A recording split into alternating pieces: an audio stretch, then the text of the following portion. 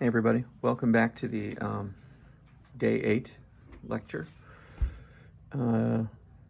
Class day 8, I guess you'd call it. Today we're covering the last two Roman numerals from this lesson 5. This is Roman numeral 5, the invasion of the Philippines, and Roman numeral 6, which is island hopping, specifically the road toward Japan. So as far as the slides go, this is slide 10 and slide 11, the last two slides in the slide deck. And slide 10 has a picture of a kamikaze attempting to crash into the side of an American battleship. And slide 11 has a picture of a map of the Pacific and how what the Japanese control is shrinking and shrinking and shrinking. All right, so we had been talking in the Pacific Theater about the United States now and its allies slowly turning the tide. They fought the Japanese to a standstill, and now they're fighting in the other direction, taking islands back, groups of islands back, in an attempt to gain air bases and footholds from which they can launch attacks to attack deep into Japanese territory and destroy their infrastructure and their logistics.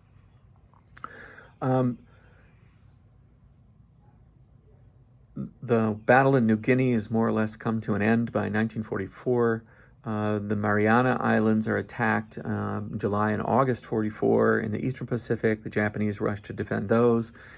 But they don't have the resources to do everything. As I said, there are two main arrows or directions of attack. It's a two-pronged attack, so it'll probably work.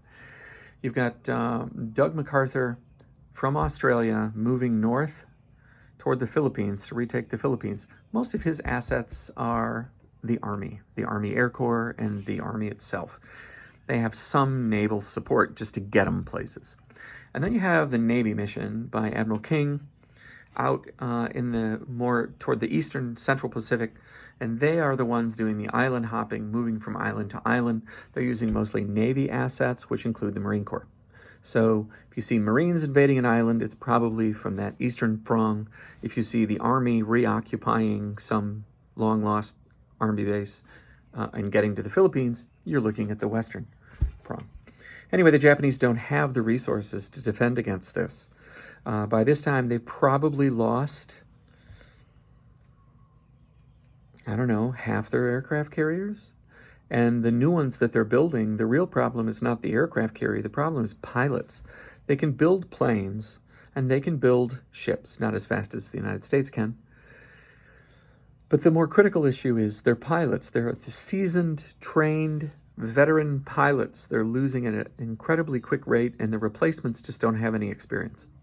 And so you have a lot of brand new pilots with basic skills that are not professionals. And they're now going up against an American group of pilots who are getting better and better and are surviving longer and longer. So the death rate of the Japanese pilots is going way up, and the death rate of American pilots is going way down. So you can see how this is going to end. It's going to be who's the better pilot. So the Army will invade in October 44. The Army will invade the Philippines and start to get the Philippine Islands back. The Japanese will counter this by doing a real crazy move. They send their empty aircraft carriers out as bait to lure in the American Navy. And when the American Navy is distracted, destroying Japanese ships that don't have an ability to fight back, the large Japanese main battle force that still exists with battleships like Yamato, Musashi, they are going to suddenly appear off the invasion beaches in the Philippines and destroy the invasion force, destroy all the transports and the landing craft and everything else. Well, it doesn't end up going that way. The mighty Yamato and its many Japanese naval vessels are destroyed by air power. There are some moments of chaos. One of the small carrier groups, I think it's called Taffy 6, a group of small escort carriers and destroyers suddenly find themselves within view of this massive Japanese task force and within gunnery range, and they actually end up sinking some American ships.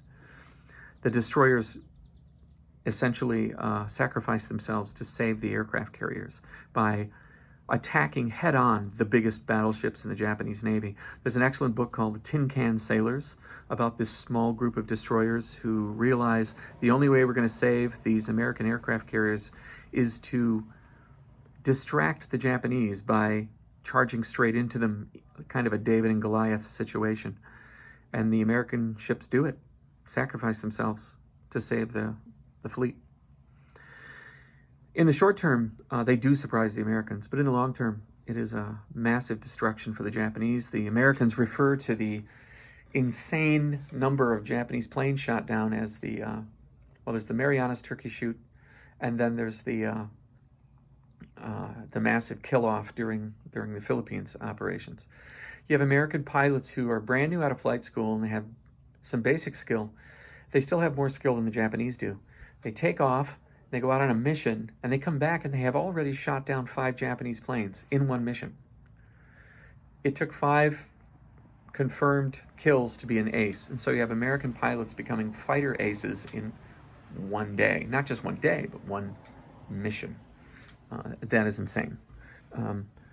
For many American pilots in 1942-43, you'd have to be flying combat missions for weeks and months before you would be considered an ace with 5 kills.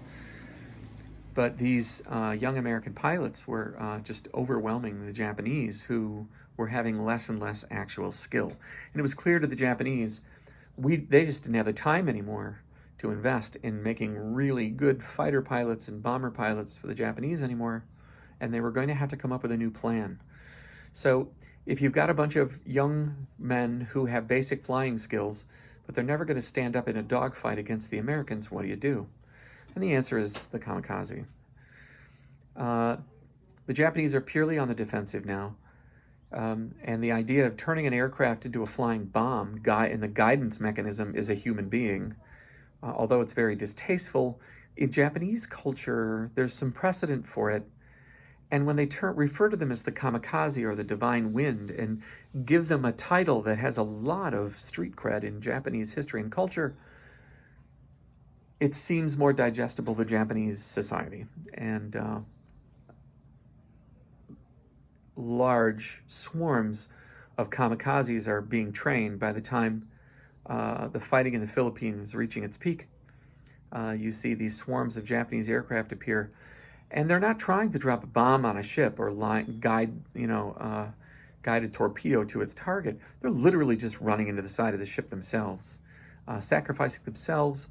And there are many books and documentaries attached to this. But the basic idea is to tell these kids that the safety of their families depends on them sacrificing themselves. In Japanese culture, there's no question that they're going to do that, and so they do. Meanwhile, the British are slowly clearing the Japanese out of Burma, out of Thailand, out of Malaysia. Southeast Asia is being cleared. French Indochina is being cleared by the Vietnamese themselves with American military support. There's a Vietnamese freedom fighter there by the name of Ho Chi Minh, and the United States have promised him that if they get rid of the Japanese in French Indochina, that they will get their independence and become an independent state. After the war, we don't do that, and we give it back to the French. And Ho Chi Minh says, fine, I'm becoming a communist.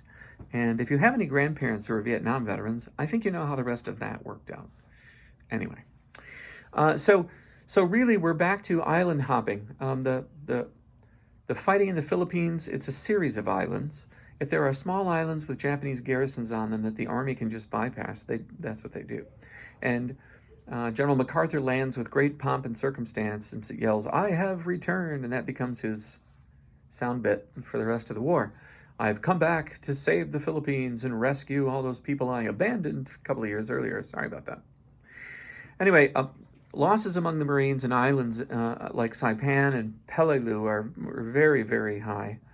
It's clear the Japanese are fighting to the bitter end on these places. Usually when they capture prisoners, they find out later they aren't even Japanese. They're Korean forced laborers who were hauled there by the Japanese and used as labor force to build runways or fortifications.